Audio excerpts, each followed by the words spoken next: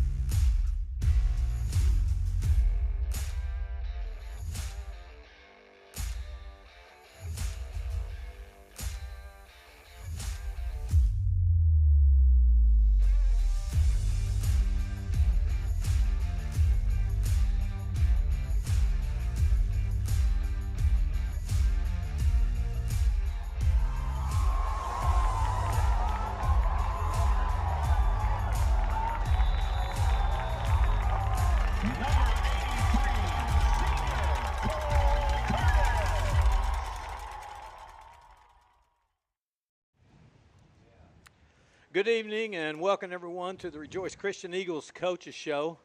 I'm Bill Bush, along with my wingman Mark Kirk, head coach Brent Marley of the Eagles, and defensive coordinator Matt Eckel. We're coming to you live from the patio, covered patio, thank goodness, and heated because it's not enclosed, but it is heated. It is heated. We feel the heat.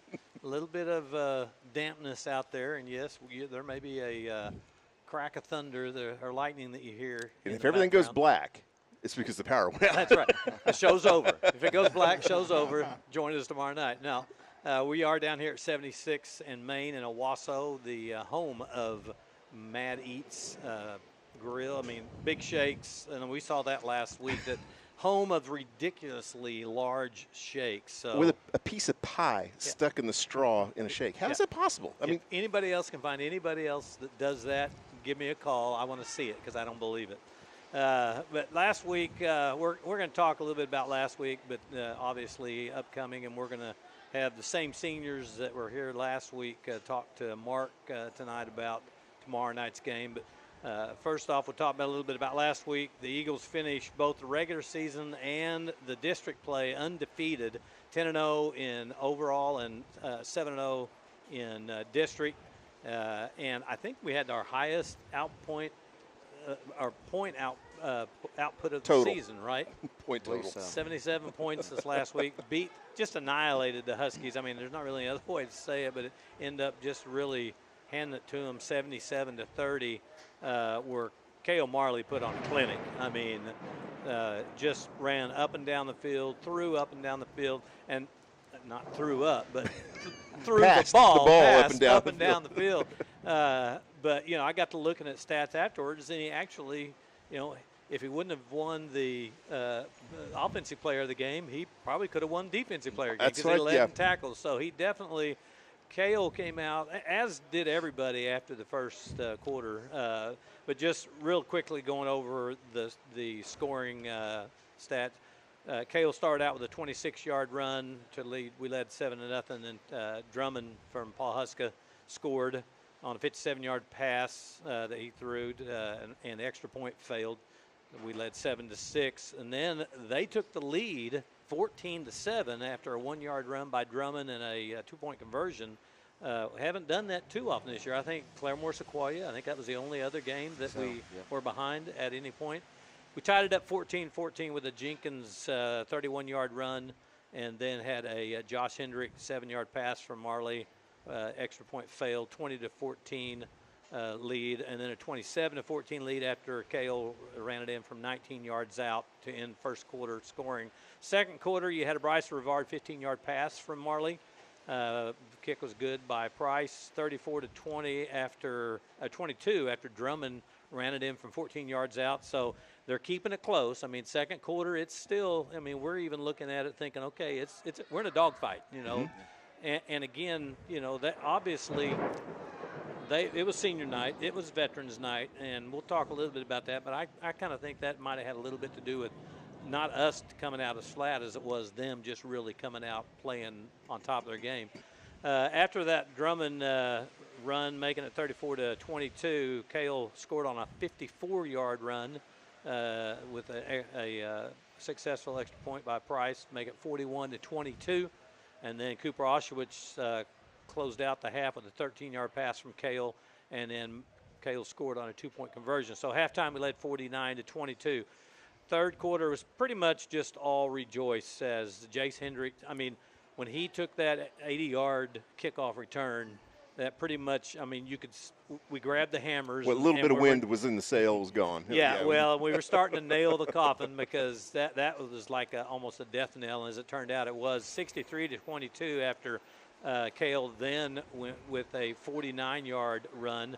And then Richardson Mark and I kept talking. They had 3 names that we kept calling all night long. Richardson, Hendren, and Drummond. Yeah. That was it. That was their team. Yeah, that was their offensive production. Yeah, but there were still 5 guys because both Richardsons were good. Both That's true. Yeah. So and then Cale, after that Richardson scored on a 49-yard run. Andrus come in to kick the extra point, and then Solo Morton closed out the scoring for the night for either team with an 18-yard pass from Cale, and again Andrus kicking the extra point. So, and we'll look at some of the offensive numbers, but I also want to talk to Coach Eckel about the defense because we're talking all about offense, but the offense doesn't get those balls to score unless the defense is doing their job. So talk a little bit on the defensive side as far as, I mean, obviously they were in the game a little bit at first, again, taking the lead. What are you telling your defense on the sideline when they're coming over as far as trying to stop them? And obviously you made some corrections, especially in the second half, because it wasn't the same. They weren't the same offense in the second half. Right. Well, it just comes down to that. It's, the little corrections. It's always something small that leads to that, small fixes here and there. And the fact that, I mean, they've got a Division I quarterback too, and he's the best quarterback. We told the kids all week, this is the best quarterback you've seen and probably the best quarterback you'll see all year. And he's going to make plays, and so you just get up and you play the next play. Right. If they score, you got to get ready for the next play and take advantage when we could. We had a turnover there, I believe the second quarter.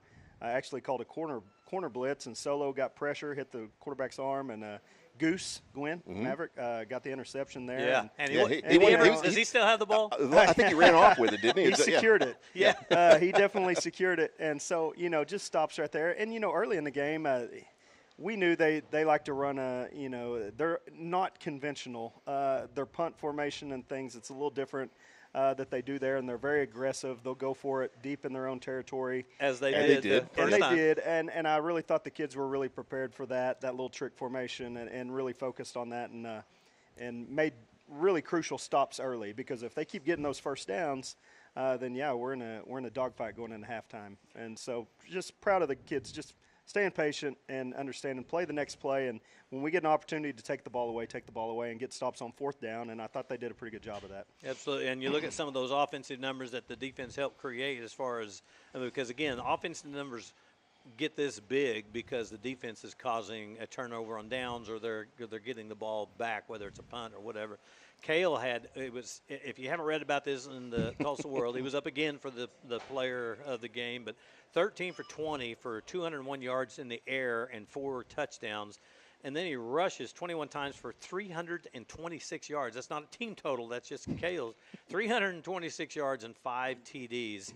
Receiving, you had Bryce Rivard, 5 catches, 79 yards and a touchdown. Josh Hendrick, 3 catches for 55 yards, a touchdown, and that 80-yard kickoff return. Solo Morton had 3 catches for 42 yards and a touchdown. Cooper Oshowitz, 2 catches, 25 yards and a TD. Rushing, we had Reed with 6 carries, 34 yards. Jace Jenkins had 8 carries for 45 yards and a touchdown. And then did Luke, I guess Schaefer got 5 carries, 42 yards. So it was good to see Luke in there. Like we had said earlier, we were behind for the first time. What was the feeling on the sideline as far as we're behind, we've come out. I don't know if it was us coming out a little flat. It kind of looked like we're a little flat. I didn't know if it was that or if it was that since it was senior night and a big veterans night and had everybody there and everything, or if they just came out really fired up and we just took a while to kind of catch our breath and say, okay, let's just go out and play our game? Yeah, I think that they're a good offense. They're a good team. Todd's got a great arm. He's able to put that first touchdown. He just launched it on a post as far as he could. Into the wind. We thought it was an overthrow, Yeah. and the wind kind of caught it, and the kid wound up being a great ball. And that, you take that touchdown away, and I feel like we could have maybe maintained control the whole first half. But then it got into a little bit of a shooting match back and forth. But I think we just needed to settle in. I really think that since the Veneta game with Chance going out, I think with Kel going in the Veneta game, it was kind of like just shock that all of a sudden we can still move the ball with him in there, and we're able to run the ball with him against Veneta. Well, against Caney Valley and Nowata, everybody really, they weren't concerned. So I think that there at the beginning there might have been a little bit of, hey, can we still play without Chance against a team that's pretty good? And I think we just needed to settle in a little bit. And Coach Willis did a great job finding some things in the run game and in the passing game as well. And Coach Eckel, the defense, has settled in and really kind of tightened up. We had some huge fourth down stops. You mentioned that a little bit, but we had a couple of fourth down, series that we held them on that were big time. And, it just kind of took time, but we pulled away there. Well, one of the things I was curious about going into the game, and you mentioned Coach Willis. I mean, he did a great job at adjusting and finding some things. Did film tell you when you looked at the film? Did you think that, okay, you know what, Cale's going to be able to take the ball and tuck it and just run and get 49 yards or 54 yards and get past their secondary and go on down and score? Did you see that like before the game even started, that was a call you guys were going to make because it was there? We didn't like their box. I mean, their box, they were going to bring 7. They were going to have, interior 3 and bring their 2 overhangs and pinch their 4 eyes. Yeah. And have their 2 linebackers. So we didn't think that we'd be able to run the ball very effectively against their box. We were a little bit more concerned. Our game plan was more to just screen and get the ball out quick, max protect and sprint Kel to get him on the edge to throw the ball, or have a run pass option if he got outside and could tuck it and get 7, then take it, and then maybe they'll come off their defender. The defenders will come off the receivers later on, and then that'll open up Kel to be able to throw the ball downfield. That was kind of the game plan, but, we got to do what we do and play to our strengths. And, I think definitely with Kel, it's, probably it's safe to say he's a stronger runner than a thrower. I think he's done a good job throwing the football the last 4 weeks and had a high completion percentage, and he's done what we've asked him to do and not turn the ball over. But anyway, it kind of, I guess to answer your question, it shocked us maybe a little bit that we were able to run like that. I think one of the best was Cale's yards after contact. I mean, once he got past that initial line, and even when secondary had their bead on him, right, he still would bounce off that, and he was making plays. I mean, he was absolutely making plays out in space out there, and I thought that was probably one of the most impressive things I saw for the night. Yeah, I mean, he's since he's a little kid, in elementary football, he's been kind of feisty like that. We saw it at Veneta when him and their senior quarterback met at the goal line there and had him dead to rights, and he just kind of wiggled his way off that and bounced off. And he doesn't weigh very much, but I think if he's 155, he brings 156 when he comes into contact. Yeah. So that feistiness, does that come from you or his mom? Probably his mom. No, yeah. When you get in arguments, it's got to be from her. Yeah. I think Mark's got some questions about the defense and comment a little bit about the defensive stats. Yeah, absolutely. I mean, it was on the defensive side. I know from being a defensive player, when you get those fourth down stops, that just makes you feel so good. I mean, you come off the field and you are high after that. I mean, it's just like it's the best thing you can ask for. I mean, had you talked to the guys about that before you went out there? If they were going to be going for it so much on fourth down? Yeah, we definitely discussed how aggressive they are with their punt formation, which is it's more like a heavy set, and they put an athlete back there, and they're aggressive, and they're going to fake it and run it a lot. And I think the first play they tried to run a counter back, and the kids were prepared, and Coach Johnson gone over that with them, and we worked it, and we were in a good spot. And I think Dalton, who's here, made the big-time tackle on that first play with a dislocated finger, I want to point out. He made sure and let me know as he was coming off the field that he had a dislocated finger. But no, I still made the play, Coach. I think one thing that we constantly try to remind our defense is if we get stops and get the ball back to our offense, teams can't keep up with that pace. Right. And we get that 2 and 3 and beyond comfortable cushion, in scores there when we're up 2 or 3 scores, and that makes calling the defense a lot easier for me. I knew with their quarterback, once we had a big lead, that we just have to call more coverages that allow us to prevent the deep ball. So Yeah. we gave up a few runs there late that we don't like. We want to be better in those stops, but I was calling a defense that was more designed to defend the deep ball pass than it was defend the run, because we're up 4 or 5 scores and their quarterback can sling it. He can sling it, and he was just as good out of the pocket. Yeah, actually, I think he was better out of the pocket. Oh, yeah. Once he was moving, he's a good runner. he's a good runner, and he's a very accurate thrower. Yes, very. Which I was kind of surprised. Honestly, I'd heard that he was that had really come along, was playing that well, but I hadn't seen it until that night, and I was really kind of impressed with what he brought to the field.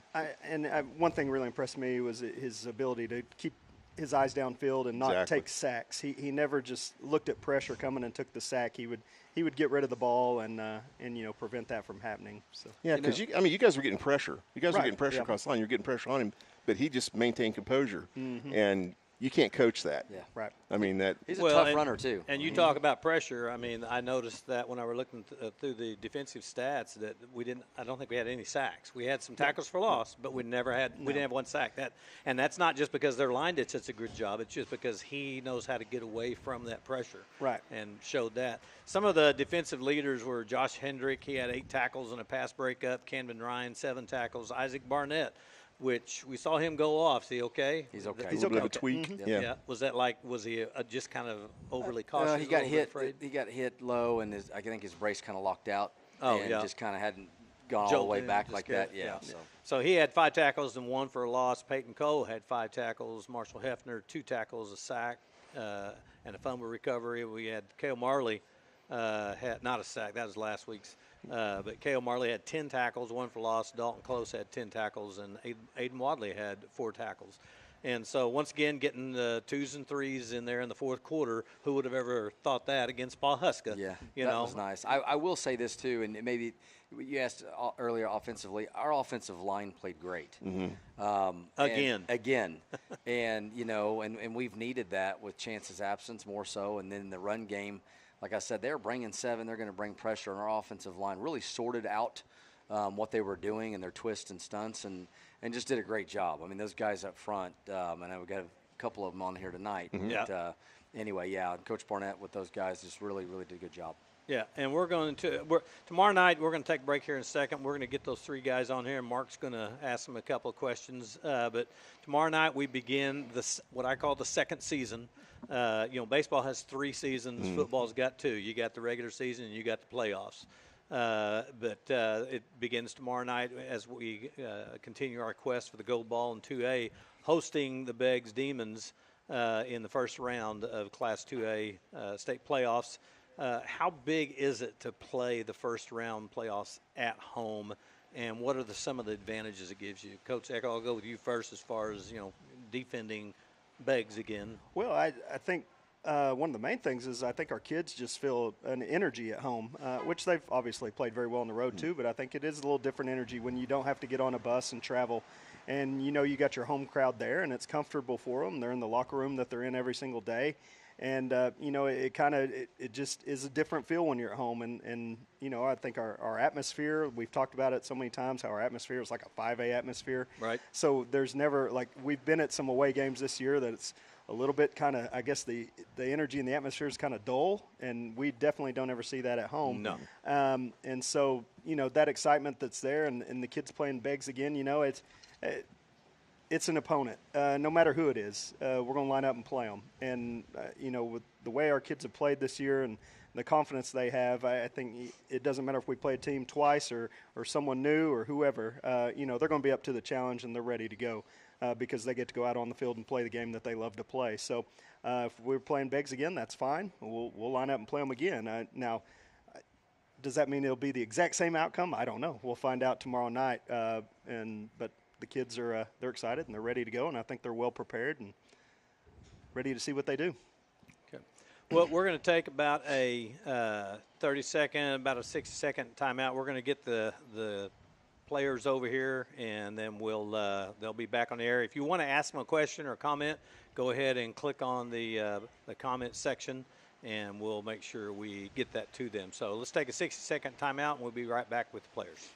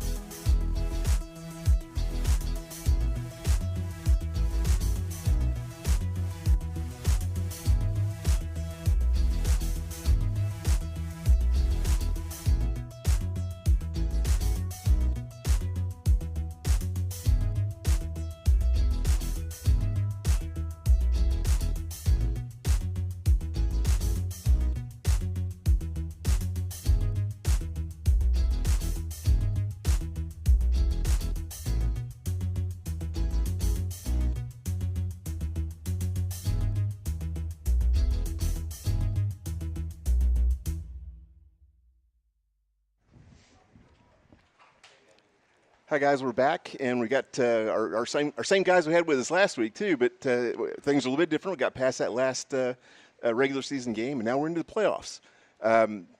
Being seniors, going into the playoffs for the last time around, I've been there. I know what that feels like. It's super exciting. A little bit of nostalgia going on as well. But tell me about how's your week's been so far? Good. We've had a pretty good week of practice. All of us have really been working hard. We're not trying to overlook this team that's coming into our home turf. No one beats us at home. Good way to look at it for sure. It's always tough playing somebody the second time during the same year. I've only been in that situation a few times myself, and it's always there's a little apprehension. Is it going to be exactly the same thing, or I'm sure they're going to bring something different. Obviously you guys are going to have to play straight up, and be able to account for whatever goes on, but. Things went really well the first time around, but this week has it really come up? Have the other guys been talking about that, about what it's been? We know we can do. We've played this team before and everything, but it's like Coach Eckel and Coach Marley have been saying all week. This is the second time around. Mm-hmm. We're both 0-0. It's the first quarter. It's not an extension of the last game. It's not still, 67-6, whatever that score was. So we got to treat it just y'all like won. That's all that matters. We got to treat it like it's a new game. Go into it with the same mindset as we did last time. Stay hungry. Stay focused. Absolutely. Well, we talked a little bit already about how the offensive line has been playing, how defensive lines have been stepping up. Things have been going on. I know you guys get time on both sides of the ball. Pretty much everybody. It's always fun to really kind of talk about that and think about. Okay, we're going into the playoffs now. This is it's win or go home. Everything's win or go home at this point. Every play you really kind of look at that and say, this is the play that I'm going to play. I'm going to go the max on every one of these. Has there been any kind of additional pressure on you guys? Knowing that you're seniors, you're going to this playoff season. Do you put pressure on yourselves? There's always that, realization that this is our last season. This is our last playoff run. But I really think, we're doing our best not to put any added pressure on ourselves. And I think it's just, important for us to remember, no matter what happens, just giving it all we got and putting everything out on the field is the best that we can do. For sure. First off, I'm going to tell you, I've watched you guys play for several years now, and I've watched you come up. And the way you all are playing right now, you don't need to put any pressure on yourselves. Just continue to do what you're doing. You've been playing great ball. Everybody does they take care of their responsibilities, and that's really especially from a line standpoint. Take care of your responsibility, then worry about something else at that point. Mm-hmm. You guys have been just doing such a good job with that. And like I said, some of the things I really love seeing, especially on the defensive side, and we've talked about this before. I think you've really had a huge impact on centers. Yes, sir. And watching all these centers, watching them play, and watching really the quality of snaps that these guys are getting. I know that if I was a center and I was in that kind of position, I would be worried about it as well. Yeah. And is that something you consciously think about that? Honestly, not really. I just think as long as I'm hitting the guy at least, there's bound to be some mistakes. This week will be a little different because a little bit of mismatched games, but Hey, well, it's always good to mix things up, Yeah. especially, and you never want to give away too much before you go into the playoff season. But I think from the coaching standpoint, everybody always kind of try to keep some extra things for that playoff, for that second round, Yeah. for that second part of the season that's going to give your opponent something new to look at. So that's great. But I still think that is a fantastic thing, and it's just so cool to watch that, especially as the games progress. Yes, sir. And I keep seeing that their snaps get a little higher, get a little wider, and I said, I know why that's happening. I definitely know why it's happening. But again, on the defensive side of the ball, I think you guys have just been doing a fantastic job, really moving to the ball. Everybody's again taking care of their assignments, but our tackling has been so much better this year than what we've kind of seen in years past. And I think a lot of it has to do with your conditioning. I know you guys have spent a lot of time working on conditioning, and everybody's got a lot bigger and a lot stronger. But also on your fundamentals, it seems like everybody really is getting there. They understand the fundamentals of creating a tackle and putting these guys down on the ground. You guys still work on fundamentals? Oh, absolutely. I know Coach Eckel every day in the linebacker drills that we do, he does the same thing every time, reminding us our fundamentals, getting low when we rip them through the line and everything. And, we're just really blessed to have so many coaches to give us the fundamentals throughout everything. Coach Eckel at the defensive line, our defensive backers, and Coach Buttram with the line. And it helps us, keep our mind on right, keep our wits about us, that when the bullets start flying, we know what we're falling back to. You brought up something that just made me think about being a linebacker. You get that advantage. You work with the line and you work with secondary. Yeah. You get all the extra work. Yeah. You never come off the field. Right? So I remember that. That's for sure. But anyway, I think we got a lot of stuff coming up, and again, haven't already faced this team, but you don't do anything different, right? You just got to keep on playing the way you guys have been playing. You've been doing a great job, and I think we just keep on after it and move on past this round to the next one. Yes, sir. Yes, sir. Appreciate it, guys.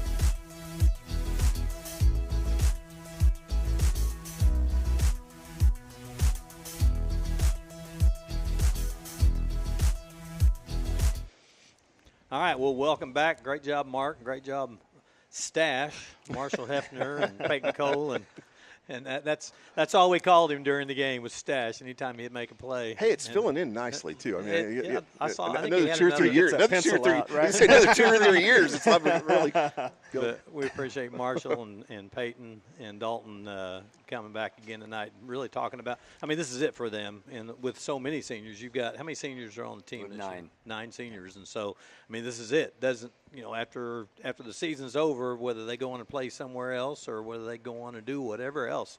I mean, this is it. Mark alluded a little bit to the fact that we've played these guys before. Is that an advantage or a disadvantage? And what do you expect Beggs to do any different, like on offense, than they did last time? Do you think they're going to change anything up? They already have. I mean, that's the thing.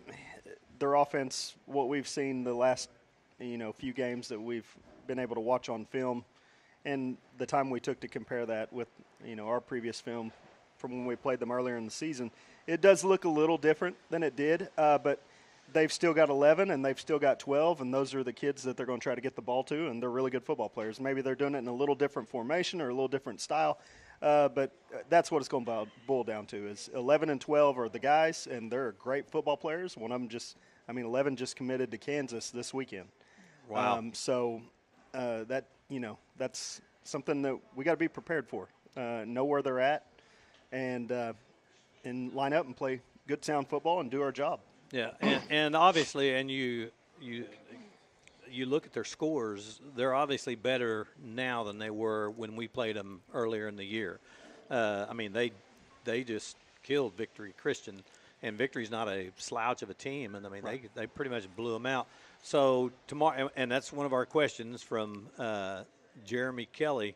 Tomorrow night, you've got the offense going. We saw what Cale's been able to do the last 2.5 games, 3 games. Is Chance going to be back tomorrow night? And if he is, how does that impact the game? How does that change up your game? Because obviously you want to still try to get the ball in Cale's hands more than just throwing it to him every once in a while. Chance will suit up, and he's practiced this week. And, I think he's gotten better each day. He's looked better each day. We'll probably just kind of see how he's feeling before the game and in pregame, and go in the office and just because both of them have gotten reps and we know where we want to get to, right? And we've kind of got a vision for an overall plan, to get to. And I don't know if we're quite ready to get to that yet, but we'll see. And tomorrow night, and hopefully things work out. It's going to be a little colder tomorrow night. Yeah, that to deal with something a little different. It won't be raining. It's not going to be like tonight.